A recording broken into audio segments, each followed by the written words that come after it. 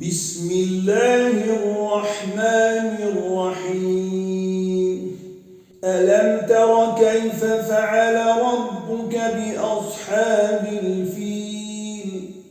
ألم يجعل كيدهم في تضليل وأرسل عليهم طيرا أبابيل ترميهم